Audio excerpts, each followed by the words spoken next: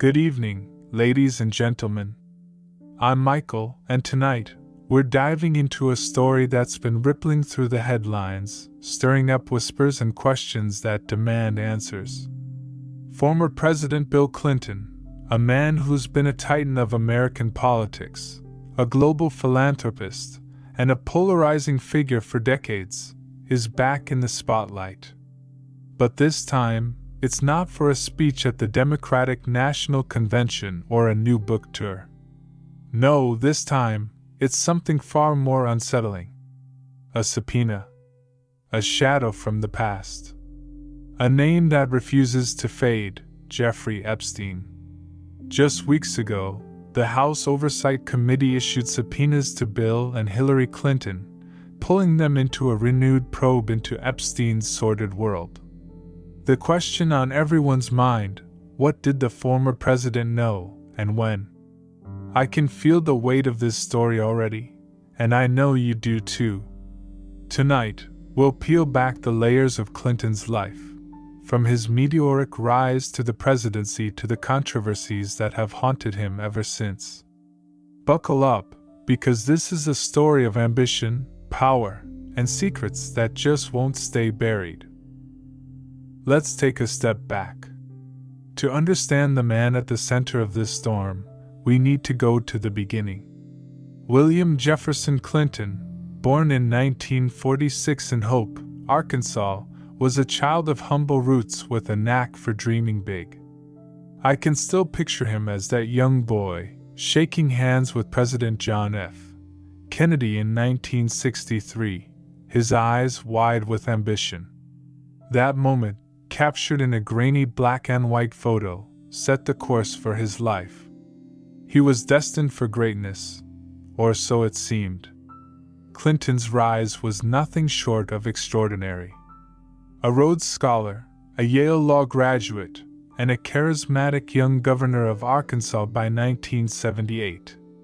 By 1993, he was the 42nd President of the United States, the third youngest ever to hold the office. His presidency was a whirlwind of triumphs and turbulence, economic prosperity, welfare reform, and the Dayton Accords, balanced against the Monica Lewinsky scandal and his impeachment in 1998. I remember reporting on that trial, the nation glued to their screens as the Senate deliberated. Clinton survived, acquitted on both charges, but the scars lingered. After leaving office in 2001, he didn't fade into obscurity. No, Clinton reinvented himself as a global statesman. The Clinton Foundation, launched in 2001, became his vehicle for tackling AIDS, climate change, and global poverty. He traveled the world, shaking hands with world leaders, raising billions for causes that seemed noble. But even then, whispers followed him. Questions about his associations, his donors, and one name in particular, Jeffrey Epstein. I've covered a lot of stories in my career, but few names carry the weight of Epstein's. A financier with a private island, a private jet, and a web of connections to the world's elite. Clinton's ties to him, documented flights on Epstein's jet, the Lolita Express, and visits to his Manhattan townhouse, have been a lingering shadow. For years, Clinton's team downplayed it. He took a few flights, they said. Nothing more. But the public's curiosity never waned, and now, with these new subpoenas, it's roaring back to life. Let's fast forward to August 2025. I'm sitting in my office, scrolling through the headlines, when I see it. House Oversight Committee subpoenas Bill and Hillary Clinton in Epstein probe. My heart skips a beat. This isn't just another news cycle, this is a bombshell. The committee, led by Chairman James Comer, is digging into Epstein's files, and they've got their sights set on the Clintons. Comer's words echo in my mind. Bill Clinton is a prime suspect. A prime suspect? The former president? I can feel the gravity of that phrase, and I know our viewers are feeling it too. The subpoenas demand testimony about Epstein's activities, his connections, and what, if anything, Clinton knew. The allegations are chilling, that Epstein's network wasn't just a social club for the rich and powerful, but something far darker. And Clinton, who reportedly took at least 26 trips on Epstein's jet between 2001 and 2003, is now being asked to answer for it. Some reports even claim he traveled without his Secret Service detail, a breach of protocol that raises red flags. I reach out to a source close to the Clinton camp, someone I've known since my days covering the White House. "Michael," they say, their voice low and tense. "This is a witch hunt. The Clintons are cooperating, but they're not happy. Bill's team insists he never visited Epstein's island, never saw anything untoward. But Comer's not letting up." I press for more, but they clam up. "Just wait," they say. "This is going to get messy." Messy doesn't begin to cover it. Social media is ablaze. On X, posts are flying. "Clinton's done for," one user declares. Another counters, "This is just Trump's DOJ weaponizing the system." The divide is stark, and it's tearing open old wounds. I can't help but feel a pang of unease.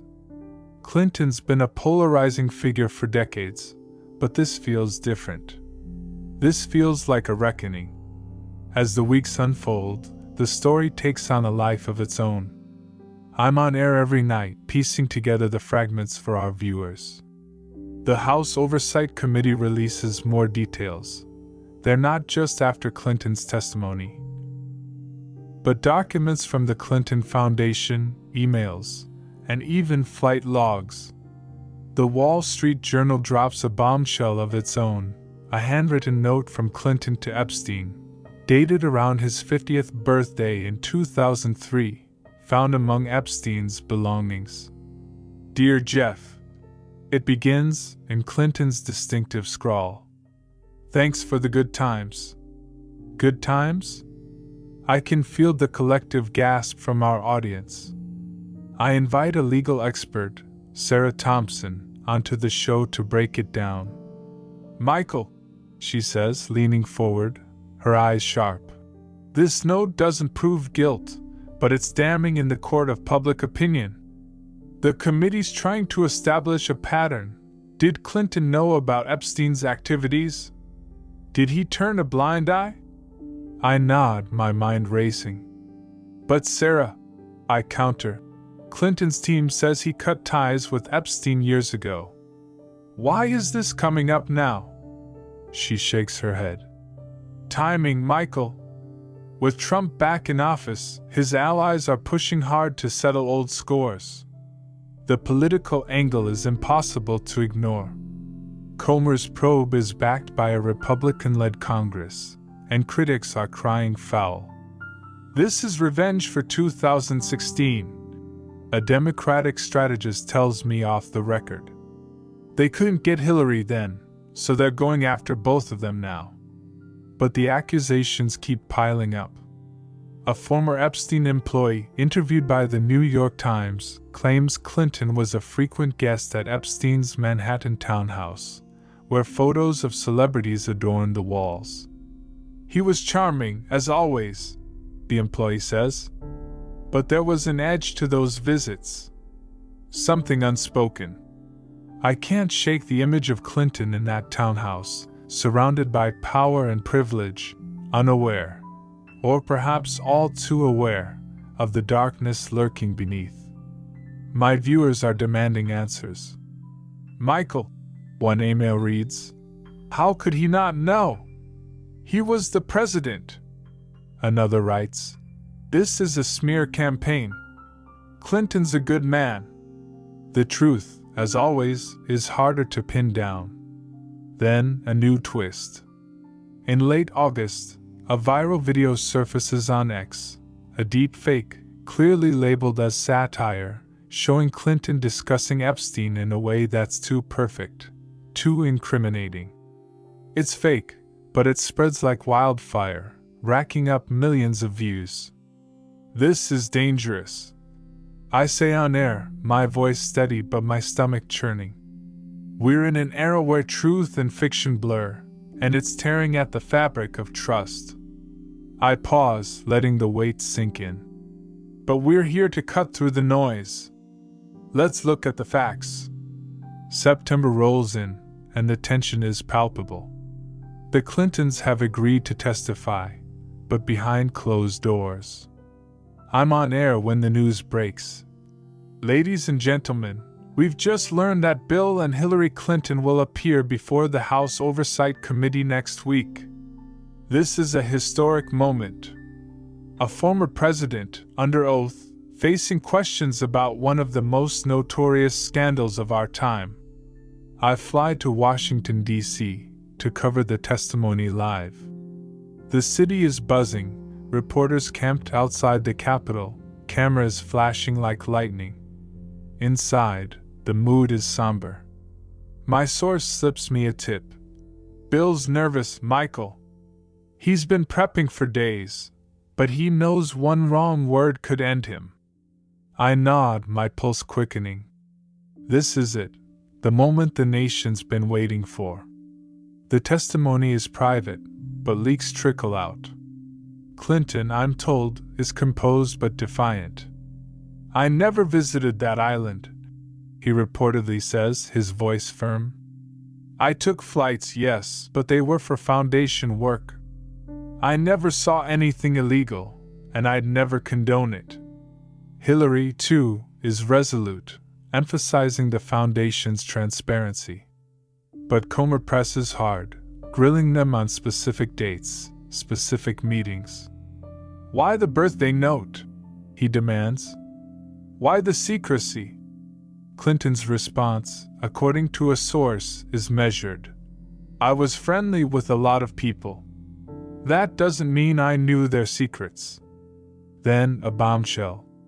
A former FBI agent, testifying anonymously, claims the Justice Department under Obama slowed down an investigation into the Clinton Foundation's ties to Epstein in the early 2000s. The agent's words, leaked to CBS News, hit like a thunderclap. We had evidence, donations, meetings, favors. But it was buried. I'm on air within hours. My voice trembling with the weight of it. If this is true, I tell our viewers, it could rewrite history. But we need proof, not just claims. The public's reaction is electric. Protests erupt outside the Clinton Foundation's New York office, with signs reading, "Justice for Epstein's victims," and "Clinton must answer." Counter-protesters wave banners defending his legacy. I interview a victim's advocate, Maria Gonzalez, who breaks down in tears. "All we want is the truth," she says, her voice cracking. "No one's above the law, not even a president." I nod, my heart heavy. "Maria," I say, "we're with you. We won't stop asking questions." As October dawns, the story shifts. The committee releases a preliminary report, and it's a mixed bag. No direct evidence links Clinton to Epstein's crimes, but the report criticizes his reckless associations and questions the foundation's oversight. Clinton issues a statement. "I deeply regret any connection to Jeffrey Epstein. My focus has always been on helping people through my foundation's work. I'm committed to transparency and will continue to cooperate." I'm back in the studio, wrapping up the story for our viewers. "Tonight," I say, my voice steady but somber, "we've seen a chapter close, but not the book. Bill Clinton's legacy is a tapestry of triumphs and controversies, and this Epstein probe is just one thread. What matters now is accountability. For the victims, for the truth, for all of us." I pause, looking directly into the camera. "This is why we do what we do," To shine a light, to ask the hard questions, to keep you informed. Off air, I sit back, exhausted but restless. My phone buzzes with messages from viewers, some praising our coverage, others accusing us of bias. I think about Clinton, the boy from Hope, the president, the philanthropist, the man now facing his past. Did he know? Did he look away? The truth may never fully emerge, but the questions linger, heavy as ever. I close my laptop, but my mind won't rest. This story, like so many, isn't just about one man. It's about power, privilege, and the cost of secrets. And as long as there are questions, I'll be here, telling the stories that matter.